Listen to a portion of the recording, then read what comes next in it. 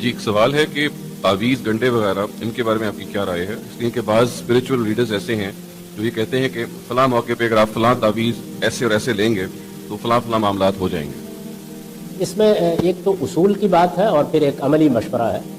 اصول کی بات تو وہی ہے جو رسول اللہ صلی اللہ علیہ وسلم نے حضرت صفیہ کے ایک سوال کے جواب میں فرمائی تھی۔ انہوں نے پوچھا کہ یہ یہود کے ہاں اس طرح کے کچھ دم کچھ اس طرح کے تعویذ گنڈے ہوتے ہیں، تو آپ نے فرمایا کہ یہ بھی ایک علوم میں سے علم ہے، یہ دیکھ لو کہ اس میں کوئی شرک کی بات نہیں ہے۔ تو گویا اس اصول کو آپ نے بیان فرما دیا کہ ہم مسلمانوں کو ہر چیز کے بارے میں دو باتیں ضرور دیکھنی ہیں۔ ایک یہ کہ اس میں کوئی شرک کی چیز نہ ہو، کیونکہ اسلام کی بنیادی توحید کے تصور پر ہے، ایک ہی خدا ہے، ایک ہی خالق ہے، ایک ہی معبود ہے، وہی شفا دیتا ہے، وہی رحمت فرماتا ہے، اسی سے مانگنا ہے، اسی سے مدد چاہنی ہے۔ تو شرک کی کوئی چیز نہیں ہونی چاہیے۔ دوسرے یہ کہ کوئی غیر اخلاقی چیز نہیں ہونی چاہیے، یعنی جس کے اوپر مورلی آپ اعتراض کریں۔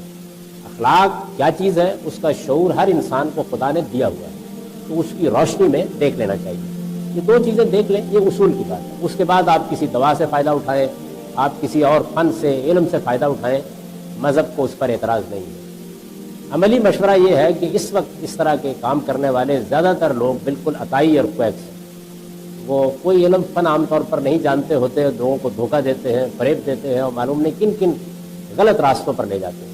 تو اس لیے اس میں بہت محتاط رہیے، اور زیادہ اچھا یہ ہے کہ سائنسی طریقہ اختیار کیجیے، یعنی یہ کہ اگر کوئی مسئلہ درپیش ہے تو جو اللہ تعالیٰ نے اس کے لیے تدبیریں علم عقل کی روشنی میں واضح کر دی ہیں وہ تدبیریں اختیار کی جائیں اور اللہ تعالیٰ سے دعا کی جائے۔ مذہب آپ کو صرف یہی بات کہتا ہے، یعنی جس قانون پر اللہ نے دنیا کو بنایا ہے اس میں علم سے استفادہ کریں، لیکن اس کے بعد اگر ایک تسمہ بھی ٹوٹ گیا ہے اور لینے جا رہے ہیں تو سیدہ عائشہ رضی اللہ عنہ کے الفاظ میں اس کے لیے خدا سے دعا ضرور کریں، اس لیے کہ دعا وہ چیز ہے کہ جو ہر چیز کو تبدیل کر دیتی ہے۔